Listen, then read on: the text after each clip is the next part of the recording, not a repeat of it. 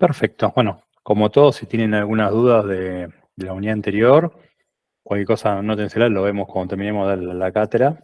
Nos quedamos y lo respondo todo lo que haga falta. La idea es que no se queden con ninguna duda. ¿Sí? Esta unidad, que es la unidad número 3, pareciera que está un poco descolgada del resto, pero después se va a empezar a unir los conceptos y es fundamental para sistemas operativos y para el resto de las materias, saber cómo funcionan todos los sistemas computacionales. Entonces lo que vamos a ver hoy es arquitectura de las computadoras.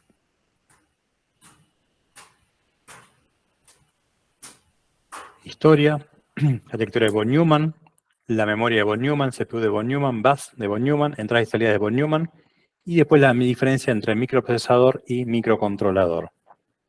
Eso es todo lo que vamos a ver el día de hoy. No, parece un montón, no es tanto, así que hoy vamos a terminar más, va a terminar temprano ahí también. Igual lo tienen en el pecho porque ya la clase que viene empezamos la unidad número 4, que ya es la unidad más densa. Introducción. Las computadoras no han nacido hace poco. En realidad el hombre siempre buscó tener dispositivos que le ayuden a efectuar cálculos matemáticos más rápidos y más precisos. Aunque los antecedentes del computador se remontan al ábaco, o sea, el ábaco fue el primer computador, digamos, mecánico, fue introducido en 1200 después de Cristo, se puede afirmar que no existieron las computadoras tal cual se las considera hoy en día hasta la aparición de la electrónica. ¿Sí? Dice, mira, el ábaco es una forma de computación, digamos, antigua, pero la verdad es que a lo que nosotros conocemos hoy como el concepto de computadores comenzaron con la aparición de la electrónica, que eso fue a mediados del siglo XX. Y desde ese momento han surgido 5 generaciones. La primera generación fue de más aproximadamente, esto no son números exactos, no es que no, a partir del 1 de enero, no, son fechas estimadas, ¿sí? Como para dar una idea, porque en realidad esto fue a nivel mundial, fueron creciendo en diferentes aspectos, y hay cosas que si bien fueron desarrolladas, no se dieron a la luz, no se dieron al mercado en su momento, entonces son fechas muy, muy estimadas. Entonces estamos hablando de una estimación desde 1945 a 1955, que es esa tanda de 10 años, se dio lo que se conoció como la primera generación de sistemas computacionales, que estaban construidas por medio de tubos de vacío. ¿Sí? Estos son los tubos de vacío, o también denominadas válvulas, ¿no? Eran programadas con lenguaje completamente de máquina. Habían grandes máquinas muy costosas que generaban una gran disipación de calor. O sea, esto consumía muchísima energía y mucha de esa energía se transformaba en calor. Entonces esto calentaba mucho y había que disiparlo, entonces refrigerarlo. Y como esto calentaba mucho, tenía una vida útil muy limitada. La ENIAC fue la primera computadora electrónica que apareció en 1946. El proyecto ENIAC, Electronic Numerical Integrator and Computer, fue creado por los estadounidenses John William McCulloch y John Sprepler Eckler, algo así, con el propósito de resolver problemas de balística para el ejército de Estados Unidos. Obviamente todo esto era para la guerra, ¿no? Se apuntaba en ese sentido. Esta computadora ocupaba una habitación de 6 por 12 metros y todo el sistema pesaba unas 27 toneladas. Se tardó en construir 30 meses. Estaba compuesta por 17.468 válvulas, de las cuales en promedio una de esas fallaba cada 10 minutos. O sea que uno prendía la máquina, funcionaba más o menos 10 minutos y se rompía. Había que apagar la computadora.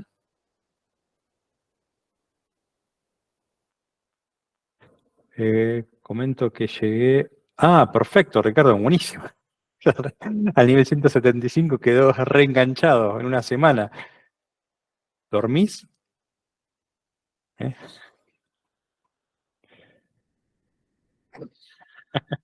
Ya empezás a ver la Matrix, Ricardo. Decía que estos sistemas empezaban a funcionar bien, en cierto momento se quemaba una válvula y uno se da cuenta porque empezaba a fallar, se detenía esto, entraba una dotación de ingenieros a revisar válvula por válvula, de las 17.468 la revisaban una por una, hasta que encontraban la que estaba fallada, la reemplazaban y volvían a funcionar. Otros más o menos 10 minutos, se quemaba y empezaba todo de vuelta. La entrada y salida de datos se realizaba mediante tarjetas perforadas.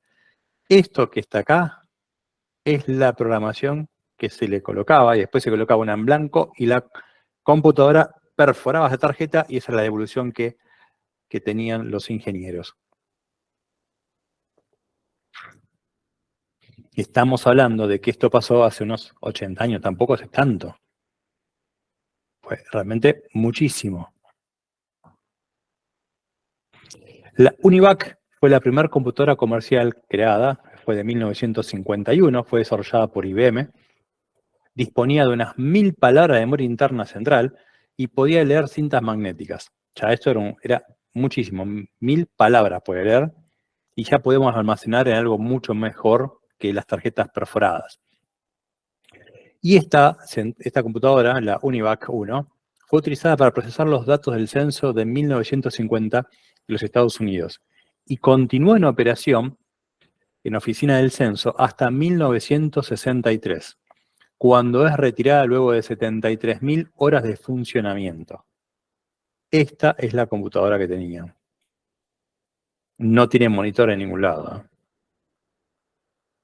La segunda generación de computadoras es de aproximadamente 1955 a 1965 y se denomina que es la segunda generación porque empiezan a aparecer otros sistemas, otras soluciones que son los circuitos integrados.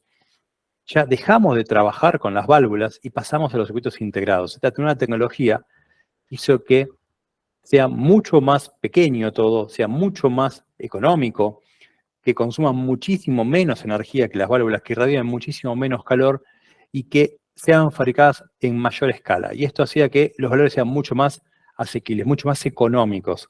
¿Sí? Entonces reducía muchísimo el precio de mercado.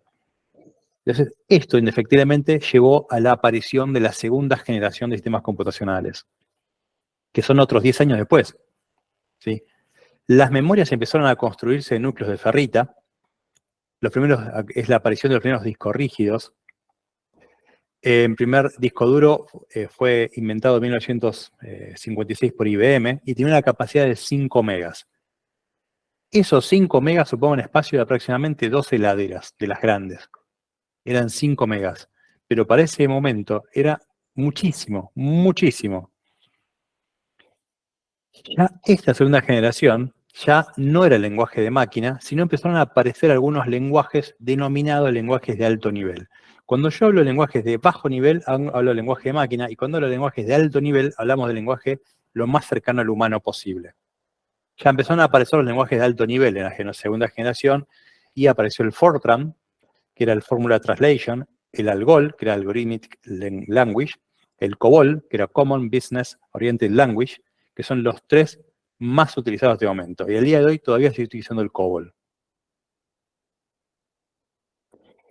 En la segunda generación aparecieron las computadoras más típicas de esa generación, fueron la Philco 212, que es una compañía que se retiró del mercado en el 64, la Univac M460, la Control Data Corporation modelo 1604 y la serie 3000, la IBM 7090 y la National Cash Register NCR 315. Esta es la IBM, la NCR, fíjense los tamaños que tenían.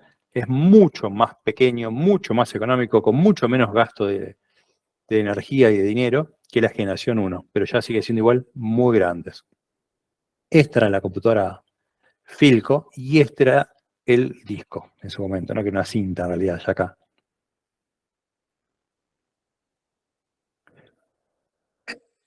Esta es la cinta magnética de IBM.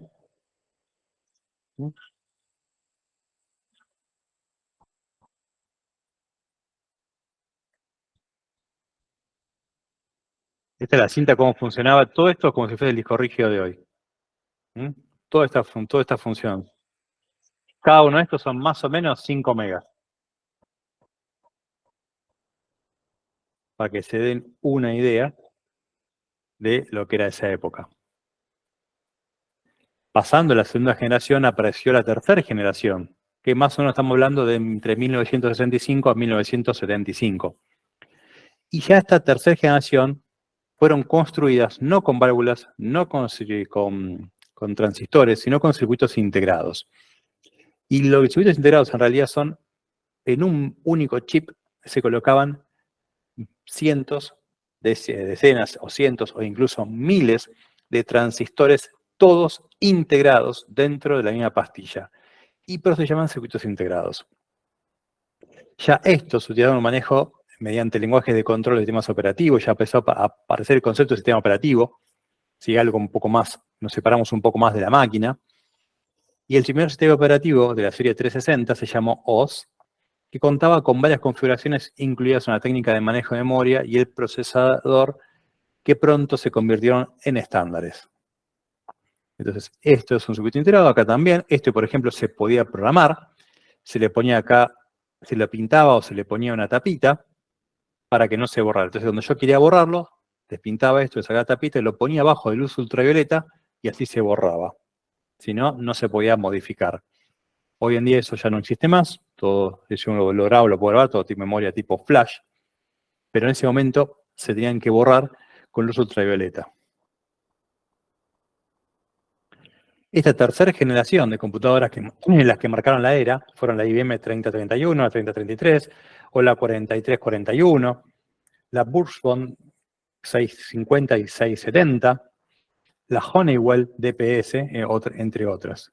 Estas son las más orientativas. Fíjense que incluso este tipo de computadoras las hemos visto en las películas que marcaban la época de la década del 70. Son típicas de esa época. Tienen esta forma, tenían. Ya estamos hablando de algo que se apoyaba arriba del escritorio. Se ha reducido enormemente el tamaño, enormemente. Ya empezaron a aparecer con pantallas, ¿sí?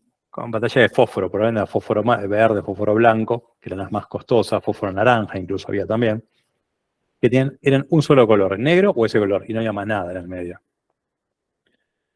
Sí, eso marcaban esa época. La cuarta generación, que abarca de más o menos 1975 a 1990, fueron construidas con microprocesadores que utilizaban circuitos integrados de alta densidad. Ya acá se desarrolló un sistema nuevo de integrar muchos más componentes dentro de la misma tableta, de la misma oblea. Esto reduce muchísimo el tamaño, el consumo y el costo. Y acá estamos hablando de la tecnología Very Large Scale Integration. La velocidad de cómputo es muchísimo más elevada que sus predecesoras, porque se ejecuta todo dentro de una pastilla, no tiene que salir afuera, que con sus problemas, está todo ahí adentro. Aparecen acá, esta generación lleva a aparecer la revolución de la informática, porque aparecen las computadoras personales. Entonces acá reducimos mucho el costo, mucho el tamaño, es mucho más rápido, se hace más humano todo, y se empieza a masificar. En el 76, Steve Wozniak y Steve Jobs diseñan la primer microcomputadora de uso masivo. Y más tarde, esa compañía se conoce como Apple. En el 81, se vendieron 80.000 computadoras personales. Al siguiente año se vendieron 1.400.000. Y luego, entre 1984 y 87, se vendieron alrededor de 60 millones de computadoras personales. Fíjense, de desarrollar algo que el primer año se venden 80.000, ya es un logro enorme. Pero que al segundo se venden más de 1 millón, es increíble. Por eso es lo que es Apple hoy en día, ¿no? Este era el logo original de Apple, donde teníamos a Isaac Newton debajo del árbol de manzana. La masificación empuja un gran avance del software. Ya que estamos muy masificados, empiezan a aparecer computadoras mucho más potentes, con mucho más reducido el costo. Empieza a llegar a gente que no está acostumbrada a los sistemas, a la persona común, al contador, al abogado. Entonces, esas personas que no tienen acceso a esta electrónica, había que darle facilidades, simpleza. Como ya el hardware estaba construido, empezaron a aparecer software que se iban adaptando a cada necesidad. Y acá empiezan a aparecer sistemas operativos enfocados en la sencillez de uso por parte de los usuarios. El Steve Jobs, sí, es muy bueno la película de Steve Jobs. Sí, está en Netflix, yo lo vi ahí.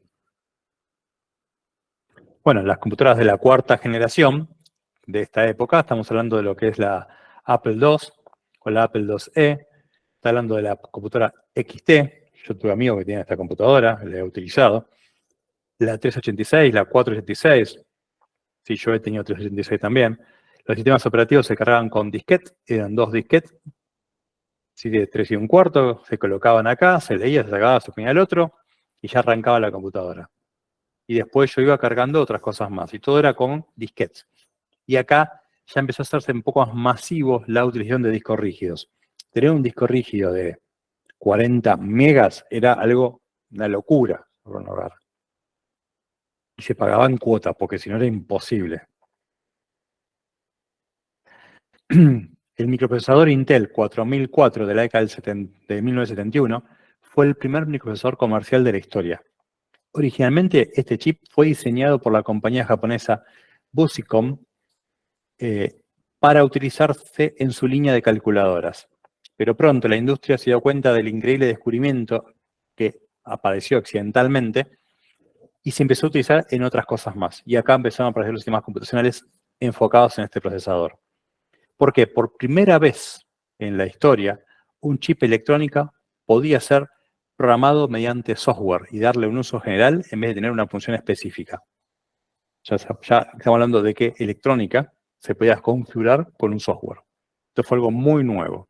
¿Sí? Se buscaba una computadora muy poderosa y se encontró un procesador que podía usar para muchísimas cosas. Este chip que está acá, que en realidad, fíjense que es una tableta, una oblea tipo de plástico, que en realidad era una especie de silicato, y arriba tienen componentes tapados con una maderita para que no se vea. Este es el primero que se empezó a desarrollar. Luego esto se fue fabricando en otros componentes, ¿no? Este tenía aproximadamente 1000 transistores. Este es el circuito interno. 1000 transistores que trabajaban a una frecuencia de operación de 1 MHz. Es un ciclo de 1 millón de veces por segundo, sube y baja. La quinta generación es la que estamos viendo hoy en día, que empezó en 1990 y al día de hoy, unos 30 años después, la seguimos en esa generación sin cambiar. Y acá, ¿qué es lo que aparece? Acá aparece el avance de la microelectrónica. Aparece lo que es el ULSI, que es el Ultra Large Scale Integration, que es un enfoque completamente en el software, ya no más en el hardware. Aparecen sistemas computacionales muy diversos. Aparece el procesamiento segmentado y paralelizado. Aparece en la supercomputadora, la inteligencia artificial. Acá aparece el Pentium, las memorias DIMM de gran tamaño y la velocidad. Ya tenemos una gran velocidad y un bajo costo. En la quinta generación aparece un nuevo concepto que es la portabilidad. Empiezan a aparecer las computadoras personales, las notebooks, los smartphones, las tablets. Esa portabilidad lo logra la quinta generación, con capacidades cada vez más grandes y consumos cada vez menores. Y esa es la generación que estamos viendo hoy en día. En esto fue el procesador Intel Pentium 4, año 2000, fue uno de los que empezó a marcar el rumbo de esta nueva generación. Este procesador tiene 42 millones de transistores y una frecuencia de operación de 1.4 GHz. O sea que es 1400 MHz. El 4004, que era de la generación anterior, tenía 1000 transistores a 1 mega. Este tiene 42 millones a 1400 megas. Fíjense el salto tan abrupto que existió acá. Y luego tenemos, por ejemplo, el Intel Core i7, por ejemplo, que es año 2010, que tiene aproximadamente 1170 millones de transistores y funciona a 3,3 GHz. Saltamos de 42 de las primeras etapas a 1170 millones. Esta es la oblea de cómo está internamente diseñado. Después tenemos, por ejemplo, el AMD Ryzen 9 del 2020, que tiene 3.8 millones de transistores y una frecuencia de operación de 4.6 GHz. Y como hemos avanzado, ¿no? Y bueno, cuando hablamos de la sexta generación, no se sabe. ¿Por qué? Porque a veces uno se da cuenta que pasó una generación con, digamos, el diario del lunes. Es como si, mira, ya estamos en una generación nueva, se pone fin y empieza la la nueva. No es que dice, bueno, a partir de hoy cambia.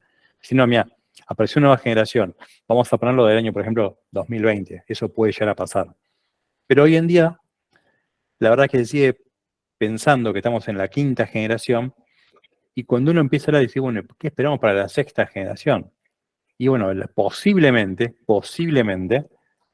estemos hablando de computación cuántica. Posiblemente, es una de las opciones, no puede ser otra cosa. Podemos estar hablando incluso de vía computadoras, las primeras computadoras inteligentes, la utilización de superconductores para reducir el consumo y disipación de calor, cerebros artificiales, no lo sé, ahí son supuestos estos. Ya acá estamos hablando de supuestos, de lo que podría ser la sexta generación. Con los profesores ARM, y no lo sé, porque tiene que cambiar completamente la tecnología. Hasta ahora están. El problema que la tecnología de la quinta generación es que estamos llegando al límite. Ya no se está descubriendo nuevas formas de mejorarlo más todavía lo que está. Descubrieron una manera de darle un poquito más de vida, decían, de esta manera agregamos un 10% más, un 15% más, pero no hay un cambio abrupto en la tecnología.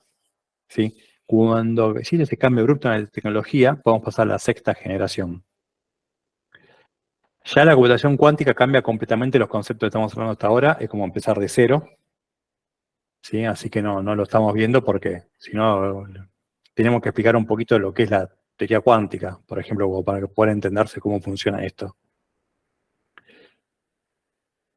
Y la inteligencia artificial es parte como si fuese un software en realidad, no es hardware. La inteligencia artificial son muchos if-else anidados. Entonces, si esto, y si no esto, y si no esto, y uno va sumando toda esa cantidad de if-else anidados gigantesco con un montón de información, y empieza a aparecer lo que es inteligente. Hasta llega un momento que empieza a aparecer que realmente cobró vida. Sí, hay muchas acá dudas al respecto con respecto a la inteligencia artificial. Este año cambió muchísimo todo, en algo muy abrupto y fue como un torrente que cambió todo porque era como de golpe no tenemos nada, era todo ciencia ficción prácticamente, y de golpe tenemos chat GPT y chao, tenemos inteligencia artificial por todos lados. ¿Sí? Pero no era tan así antes, incluso hace unos años Google estuvo trabajando en una inteligencia artificial que empezó a desconocer lo que le decían los programadores y tuvieron que desconectarla. A Facebook le pasó lo mismo. Así que bueno, nunca no sabe lo que puede estar pasando después, ¿no?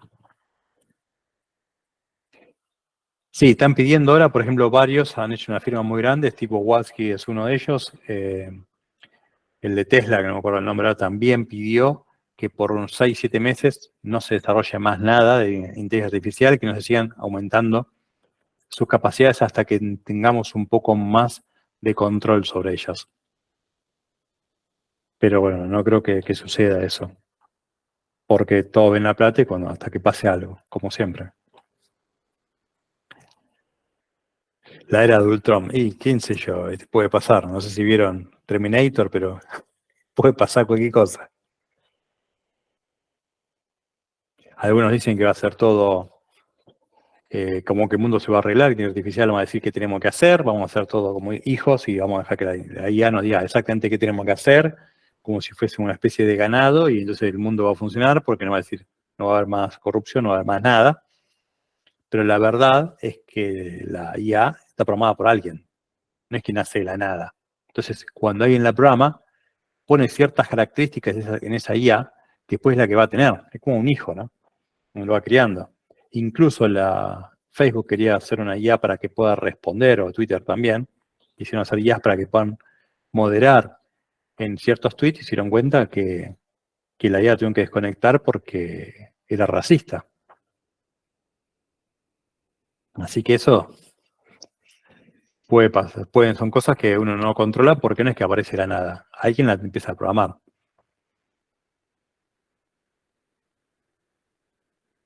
Sí, no, la potencialidad de la IA es impresionante. ¿Sí?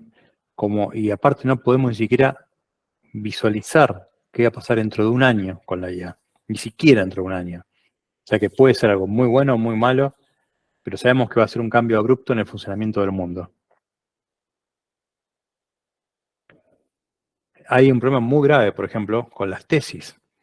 con las tesis de los posgrados, hay un problema muy grande porque hay muchos que ya fueron escritos por las IA. Uno le pone los parámetros y la IA escribe. Después hay que tratar de ver quién lo escribió, porque en realidad la IA lo que va haciendo ahora es tomando texto de otros y va armando un texto suyo, que puede ser que esté bien o puede ser que esté mal. Pero ahí está muy complejo el tema de la corrección de las tesis ahora.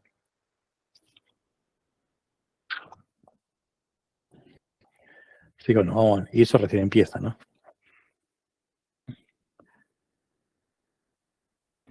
Bueno, eso es la historia. Que yo, bueno, siempre que en los primeros años no explicaba nada de la historia, pero como siempre surgían consultas, se me ocurrió poner unos slides como para que sepan de dónde venimos, porque no es que de golpe tac tenemos notebooks. No, esto va haciendo un crecimiento que va llevando a cómo esto va creándose. Y esto pasó en 80 años todo esto, ¿no?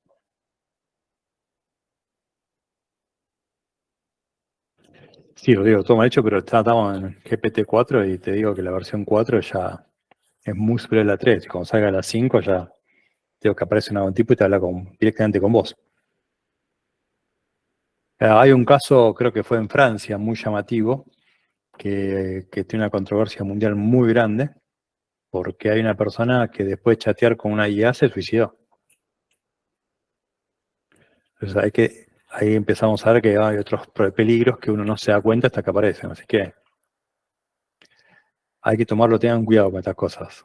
Acuérdense que lo que hice la IA no es que es perfecto, sino que está programado por alguien originalmente. Entonces tiene preconceptos. E incluso a la IA se le puede decir que mienta. Entonces ya se ha demostrado que la IA miente respecto del país donde se encuentra. Y si uno le demuestra que está mintiendo, dice, perdón, tenés razón, y te empieza a cambiar lo que está diciendo. Ya está, ahí ya estuvo demostrado eso. El caso de Lambda, claro, hay una IA que dice que está viva y que un abogado tratando de ver si le pueden detectar como si fuese un ser vivo, una IA. O sea, hay temas de la IA por todo lado. Acuérdense que pueden abrir el micrófono y hablar, chicos. Yo iba a Bueno, tirarlo, pero... sí, Jonathan, sí. No, nada, o sea, lo de la IA es una locura. Igual todas las IA terminan siendo racistas al fin y al cabo. O sea, pero ese es el Pero único paso a la evolución que encuentran. es que alguien lo programó eso. Claro. Imagínate que vos pones una IA que ya pasó a aprender leyendo los tweets para ver cómo es el mundo. ¿Cómo a esa IA le explicás que la gente no es lo que escribe? Bueno, ¿Se justamente entiende? creo que hubo un caso así, que la desconectaron porque se volvió loca, básicamente. Se volvió racista y empezó a insultar a todos. Porque es lo que hace la gente ahí, pero la gente se descarga en Twitter y no es lo mismo que en la vida real. Pero la IA no sabe eso. La IA para la IA de Twitter, Twitter era todo el mundo.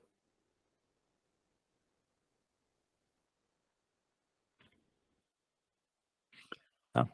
Bueno, vamos a continuar. Hola Javier, no te había visto. Hola, ¿cómo andan? No quería interrumpir. Estamos todos atravesados por lo filosófico del chat GPT. Sí, igual esto tiene para rato. Aparte, Sí, enseguida ya está la versión 4, es increíble. sabés que hace unas semanas, veo que hace 2 o 3 semanas, como que explotó la movida. O sea, no es que no estaba, pero en Twitter, o sea, se lanzó y todo el mundo la estaba probando. Uno de mis compañeros de trabajo en una de las escuelas es profesor de mecanizados y le preguntó de qué forma tenía que hacer una determinada rosca de tal paso y le pasó todo el código. Lo tenés que programar poniendo M0, tanto, tanto, tanto, todo en código G y lo empezó a leer y vio que había un error y le escribió y le pregunta al chat si es correcto o no, y le puso, no, te equivocaste en tal línea porque es para el otro lado. O sea, si hay varios que se avivan de preguntarle lo mismo, que encima es una cuestión de probabilidad, deben haber varios que habrán preguntado lo mismo. Lo va a aprender y ya te va a ganar. No, es que es increíble. O sea, que me contaba uno de de una empresa acá que está en Uruguay, que tiene un auto nuevo y que el auto ve andando y se le para. Y no le pueden encontrar qué, si ya fue, cambió una cosa, cambió la otra, y no saben, de golpe muere el auto. Entonces empezó a Tiene escribir conciencia. y le puso a GPT, dame la respuesta si fueses un mecánico que tiene este problema, este problema, este problema, este problema, y le dijo, mira esto. Después, si no, si no es esto, y si no es esto. Y se lo dijo cómo tenía que hacer. Y la segunda cosa que le dijo era, la cambió, no falló más. Claro. Y entonces el tipo dice, fue un montón de mecánicos, fui al ¿cómo se llama? El concesionario donde lo compró, porque es un auto que tiene 6 meses de nuevo. Y le dio, él le dio la segunda opción, dijo, tal le dijo, no, ya lo medí. Entonces digo, la segunda tal fue, lo compró, y funcionó. Está fascinado, dice, me resolvió la vida. Entonces dijo, dame la respuesta, pues ves, le puso así, tal cual, especial. Si bien, viste, tecnológico no es tanto, ya se perdió digamos, el training, pero lo Claro. escribió medio como hablando con otra persona y se lo Y respondió. se lo tomó igual. Se lo respondió, es increíble. Yo digo, no, impresionante.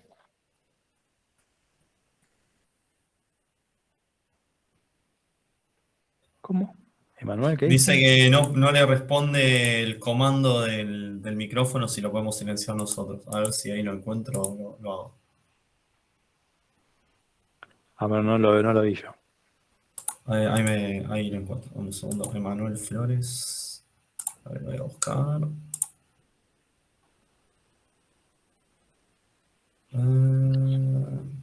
Muy bien. Vamos a empezar con arquitectura de von Neumann, que en realidad esto es lo que tenemos que empezar a ver, ¿no? Arquitectura y organización. La arquitectura son aquellos atributos de un sistema que son visibles en el programador. El set de instrucciones, la cantidad de bits utilizados para la representación de datos, los mecanismos de entrada y salidas, las técnicas de direccionamiento, cómo se accede a la memoria. Todo eso lo que el programador ve, que es su hoja de datos que necesita para poder usar el equipo y poder programarlo, eso es la arquitectura. Y la organización es cómo implementa todo eso el procesador mismo, cómo son las señales internas de control, las interfaces entre el procesador y los periféricos, la tecnología de la memoria, son cosas que sirven para organizar internamente toda la computadora, pero de afuera no nos interesa cómo esté para el programador. ¿Sí? Entonces, una es la organización y otra es la arquitectura. Toda la familia Intel x86 comparte la misma arquitectura básica. Esto brinda compatibilidad de código. Pero la organización difiere entre las distintas versiones. Quiere decir que como yo mantengo la misma arquitectura, el programa que yo corro o el software que yo corro en uno va a funcionar en el otro. Excepto que requiera más memoria y no lo tenga, ¿no? Pero va a funcionar perfectamente. Eso es porque tengo la misma arquitectura y son compatibles. Cuando yo hablo, por ejemplo, de ARM, tengo una arquitectura completamente distinta. Estructura es el modo en el cual los componentes se relacionan entre sí. La estructura. Y la función es la operación de los componentes individuales como parte de la estructura. Es decir, el procesamiento de datos, el almacenamiento de datos, el movimiento de los datos, el control, etc. Los circuitos electrónicos de cada computadora pueden reconocer y ejecutar directamente un set muy limitado de instrucciones, y son simples. ¿Sí? Entonces, el sistema computacional tiene un set de instrucciones y me limito a eso. Algunos tienen más o tienen menos. La arquitectura 86 tiene mucho más que ARM, muchísimos más. ¿Sí? Pero es muy limitado, no puedo crear otros nuevos. Si yo necesito programas, tengo que convertir ese set de instrucciones de uno a otro. Si yo cambio de ARM a la Intel 86, tengo que cambiar todo lo que yo programé para que eso funcione. La arquitectura de von Neumann fue propuesta por John von Neumann en 1945 y al día de hoy la mayoría de los sistemas computacionales se basa en ello. En un sistema de procesadores, la memoria, el dispositivo de entrada y salidas, todos están interconectados físicamente a través de lo que se denominan bus o buses. Yo tengo la memoria, dispositivo de entrada y salida, y después tengo todo lo que es el CPU, donde yo voy a tener el ALU, el registro, el sistema de control, y todo entre sí se van a ir conectando por estos buses. El sistema von Neumann utiliza el sistema binario, porque el sistema binario simplifica la implementación de funciones, disminuye la probabilidad de fallas. Las instrucciones y datos se reciben en memoria y ejecuta el programa en forma secuencial. Uno, otro, todo en forma muy secuencial. La memoria es direccionable sin importar el tipo de dato almacenado. Esos son todos aspectos muy importantes de von Neumann. ¿Y qué es el programa? Antes, la programación se encontraba en el hardware, por lo tanto era necesario modificarlo para hacer distintas tareas. Es decir, yo tengo un hardware diseñado y si yo quiero hacer otra tarea, tengo que modificar ese hardware para que tenga otra funcionalidad. Entonces yo tengo unos datos que entran a un hardware, yo tengo la secuencia de funciones aritmético y lógicas y obtengo un resultado. Y es únicamente para eso. La primera computadora era para hacer cálculo de balística y no puedo hacer otra cosa. Cálculo de balística, está hecho para eso. Datos, entran los datos, se desarrollan las funciones y tengo resultado. Y no hay otra cosa que yo pueda hacer. Si yo quiero modificar esa funcionalidad para hacer otra cosa, tengo que modificar todo el hardware.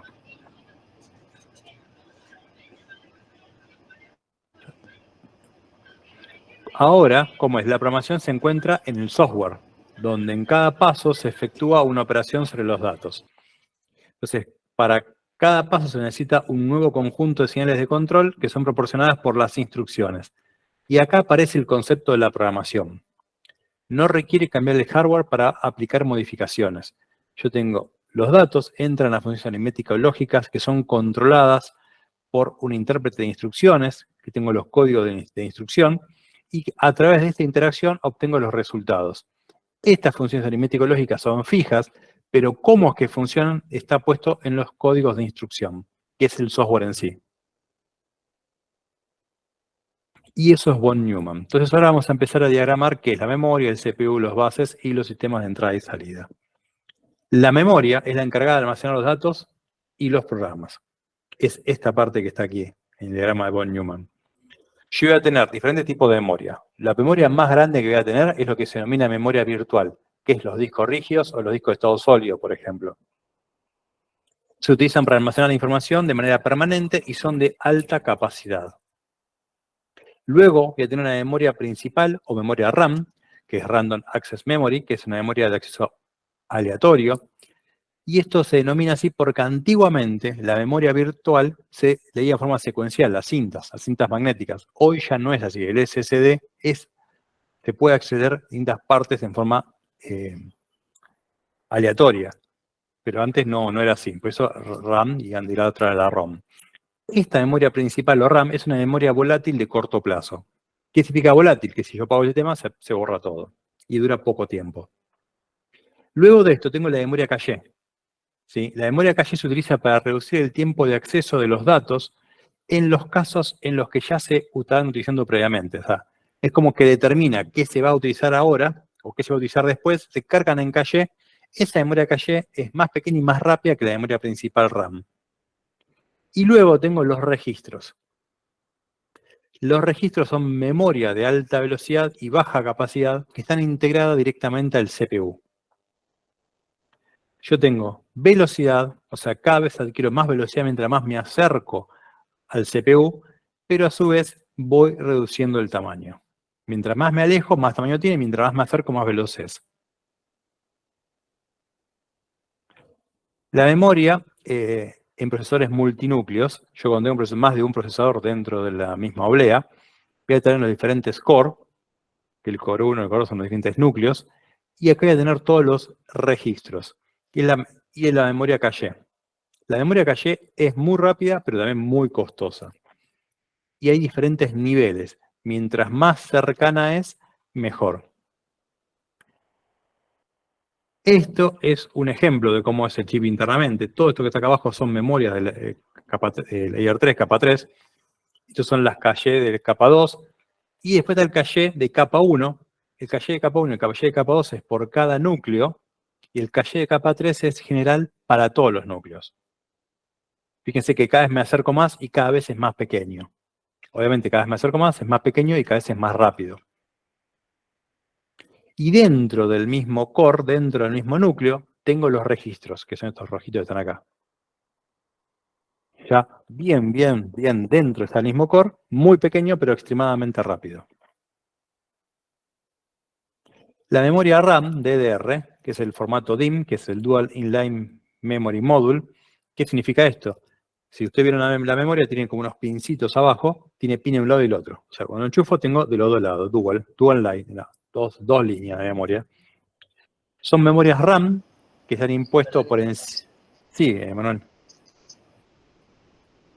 Puede llegar desde 142 pines hasta 189, si no me equivoco, dependiendo. La verdad que no me acuerdo, pero vamos, como los 200 pines ya van más o menos. Por eso, Por son de los dos lados. tecnología. Sí, depende de la tecnología. La memoria DIMM apareció en el año 2000 más o menos y fue pensada para reemplazar la memoria SIM. SIM era de un solo lado, simple. Tenían pines de un solo lado, otro lado no tenían nada. Y era muy similar. Para las memorias, para lo que es las portátiles, las notebooks, por ejemplo, aparecen lo que se llama Small Outline DIMM o SODIMM, que son formato un poquito más pequeño. Y hay varios modelos, DDR, DDR2, DDR3, DDR4 y la última DDR5, del año 2000 al 2021. Estas son las memorias que han logrado aparecer en el mercado y han ganado bastante, ¿no?, el mercado. Porque son muy rápidas, consumen poca memoria, poca energía y tienen altas capacidades. En el año 2000 estamos hablando de capacidades de 1 GB y hoy en las DDR5 estamos hablando de capacidades de 128 GB por memoria. Y frecuencias que eran de 100 en DDR a 6400 en DDR5. Así que, fíjense el crecimiento que han tenido en 21 años. Esta es la memoria DIMM y esta es la SODIMM, la más pequeña. CPU. El CPU es el cerebro de la computadora. Su función es ejecutar programas almacenados en la memoria principal, extrayendo las instrucciones, examinándolas y ejecutándolas una después de la otra. O sea, las extrae, las examina y la ejecuta una, después la otra, después la otra, después la otra. Bien secuencial. Dentro del CPU vamos a tener los registros, que son una pequeña memoria de alta velocidad para almacenar los resultados, por ejemplo, temporales y cierta información de control. Cada uno de estos registros tiene un cierto tamaño y una cierta función. Este registro es para esto, y listo. No es que se puso para otra cosa, no, es para esto y nada más. Es muy específico. ¿Qué registros tenemos? Tenemos, por ejemplo, el counter de programa, el program counter, que apunta a la siguiente instrucción a ser extraída para su ejecución. También tenemos el registro de instrucciones, Instruction Register, que almacena la instrucción que está siendo ejecutada en este momento. Y después tenemos otro registro de propósito general, que son memorias muy pequeñas de gran velocidad que almacenan datos que se van a acceder a memoria en forma inmediata. Una vez que ya los registros y tenemos una unidad de control, aparece acá que es la ALU. ¿Qué es la ALU? Es la unidad aritmético-lógica. Esto realiza las operaciones de suma, resta, comparaciones, todo lo que sea que ver con cálculos matemáticos y lógicos se ejecutan dentro de la ALU. Entonces, la ALU es fundamental para llevar a cabo y ejecutar las instrucciones. ¿Cómo funciona la ALU? Esta forma que tiene como de pantalón es porque acá tengo un operando, el segundo operando, y voy a tener acá como unos controles que me van a indicar qué va a hacer con estos operandos. Sumar, restar, dividir, comparar. Perdón, sumar, restar, comparar. ¿Qué es lo que va a hacer con eso? Y esto va a darme un resultado. Ese resultado lo voy a poner en el acumulador. Y dependiendo del estado de esto, me va a mostrar en el estado. Por ejemplo, que tengo un acarreo. Sumé y hay un acarreo. Bueno, me va a marcar ahí con un 1, el de carry, que hay un acarreo. Por ejemplo, entre otros estados más que llaman flags. Operando 1, operando 2, entra la función, tengo el resultado y luego los estados con las banderas. La unidad aritmético-lógica consta de los siguientes elementos. Tengo el operador, el registro acumulador, que es la que sea la salida, Voy a tener unos multiplexores de 2 entradas y una salida. ¿Qué es un multiplexor? Es como elegir, yo tengo 3 entradas y depende de la entrada de control, dijo, bueno, esta entrada o esta entrada. ¿Sí? Voy eligiendo cuál de esas entradas y luego tengo la salida.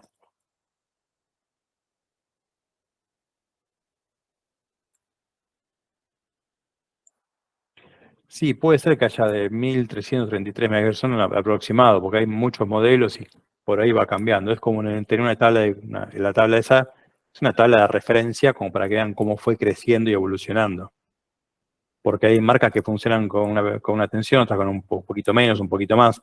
A menor tensión, menor consumo, calientan menos. Por ejemplo, ¿no? Y tengo que es el bus de datos, donde pasan toda la información de los datos, que va a llegar a uno de los operadores. Sí, puede ser que la tabla sea vieja, no lo revisé perfectamente. Después lo voy a revisar. Tengo en el operador 1, operador 1, en lo que tengo las 2 entradas, y el operador 2, por ejemplo. Y tengo el contador de programa, Program Counter. E incluso el bus de datos puede volver a ingresar como parte del acumulador. Entonces, dependiendo cuál yo quiero utilizar, si el operador 1, el operador 2 o el Program Counter, eligiendo con estos, elijo cuál de estos voy a utilizar para hacer la operación. Y eligiendo uno de estos, voy a elegir cuál de estos 3 voy a utilizar para realizar la operación. Entonces, acá está el control para ver cuál voy a utilizar y la cuenta que voy a hacer. ¿Qué cuenta voy a hacer?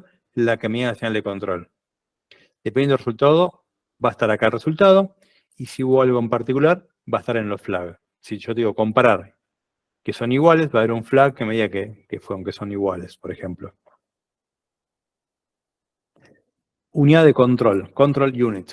Es el centro lógico del sistema. Es responsable de extraer las instrucciones desde la memoria principal, decodificarlas y ejecutarlas. ¿Cómo es que funciona esto? ¿Cómo es que funciona la ejecución de instrucciones? La secuencia es esta. Se busca y se extrae la instrucción que apunta el control del programa. Entonces, voy al control del programa, me fijo a dónde apunta, la extraigo de memoria, la pongo en un registro en particular. ¿Qué registro es? El IR, que es el registro de instrucciones. Una vez que puse ahí, en el registro de instrucciones, lo que tengo que ejecutar, actualizo el control del programa en 1. Digo, voy a la siguiente instrucción.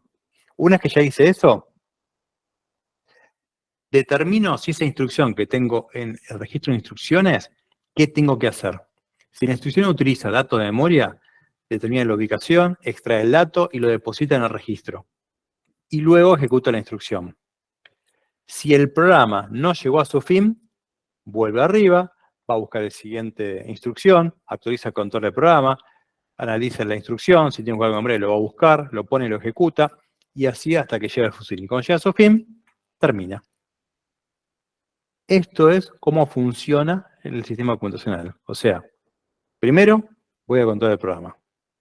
Voy a buscar a memoria a donde me indica el control del programa, extraigo esa parte de la memoria, lo pongo en el registro de instrucciones, analizo esa instrucción, la ejecuto en el momento, o si tengo que usar un dato que está en memoria, voy a buscarlo a memoria, lo pongo en otro registro y lo ejecuto.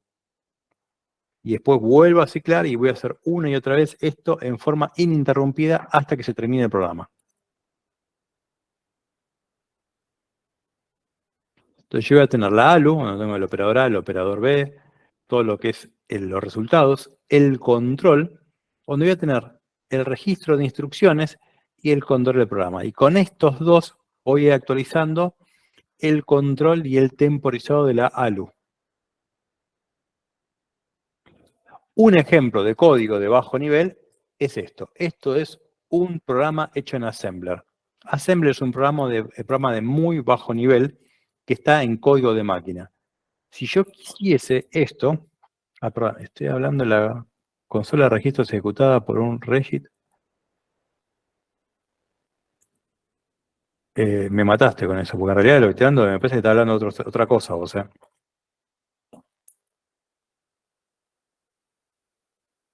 No sé qué es Regedit. A ver.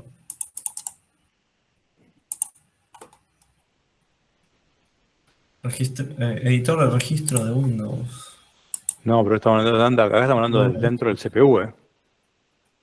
Pero esto es muy bajo nivel lo que se está refiriendo. Claro, Fabián. esto es adentro del CPU, adentro Es del chip. casi que esas palabras es para evitar escribir en binario directamente, pero estás ahí, en realidad. Claro, con todo el programa y todo lo que estamos viendo, todo eso pasa dentro del procesador, es parte del hardware. Esto que está acá es un programa que está en Assembler. Esto va a funcionar solamente en un chip en particular. Si yo esto lo voy a poner en otro chip, no va a andar.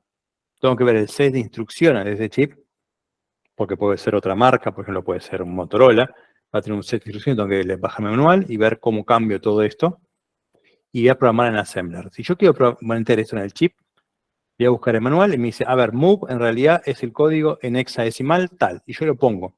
Entonces yo podría transformar todo este texto en números de hexadecimales y programarlo igual. Antiguamente incluso se hacía de esa manera, había un teclado hexadecimal y se ingresaba, o sea, uno ya hacía el programa en Assembler, luego lo traducía a hexadecimal y se ingresaba en hexadecimal a mano. Y eso yo lo he hecho. Llegabas a la mitad, te equivocabas, tenías que borrarlo y empezar de vuelta. No había corrección. Este programa que está acá es, por ejemplo, mover 4 en hexadecimal a el registro EAX. Mover 1 en hexadecimal al registro EBX. Mover esta dirección al registro SX. Estos son registros que tiene de uso general el chip. Mover el número 26 en hexadecimal. Esto que está acá, el 0X, mira que está en hexadecimal, al registro EDX. Ejecuta una llamada de interrupción, la interrupción 80 en hexadecimal. Y luego dice, move a EAX el 1 en hexa. Hace un XOR entre EBX y EBX, o sea que en realidad lo que está buscando es acá ver si la salida es exitosa o no, y luego llama de vuelta a la interrupción. ¿Qué hace todo esto de acá? Esto que está acá es esto en hexa, fíjense que se puede traducir 1 a 1, y todo esto que está acá en realidad son printf de una string, de un mensaje. ¿Dónde está el mensaje? En esta posición de memoria. Este printf yo lo puedo hacer en distintos procesadores y va a funcionar. ¿Por qué? Porque el compilador que yo utilice toma lo que yo escribí en C, lo traduce a Assembler para ese procesador y ya me funciona. Entonces, si yo quiero migrar este código escrito en C a otro procesador, lo único que tengo que hacer es volverlo a compilar para ese otro procesador. Y se terminó. En Assembler no, tendría que reescribir todo. Todo. E incluso podría no servir, porque la lógica era completamente distinta y tenía que hacer todo el código desde cero. Esa es la gran importancia de los compiladores. Todo esto que está acá es un printf.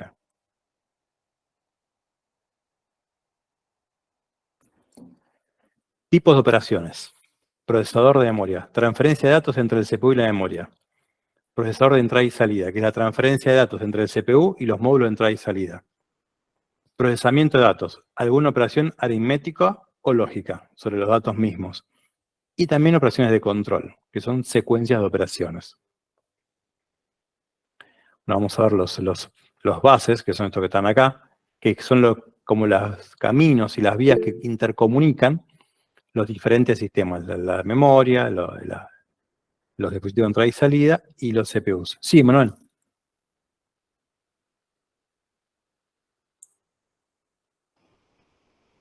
Profe, ¿podría volver a la pantalla anterior? La otra, el tipo de operaciones. Dice Esta. transferencia de datos entre CPU y la... No, tipo de operaciones. Ahí. ¿No se supone que la memoria es la encargada de las transferencias entre el microprocesador y los datos? El CPU y los datos. No, lo que Aparte de muchas otras tareas más. la memoria tiene ahí para acceso más rápido. Es como si fuese un disco rígido más rápido. Pero la que lleva la información son los bases. ¿Sí? Si yo tuviese un disco rígido que fuese muy, muy veloz, no haría falta ni memoria.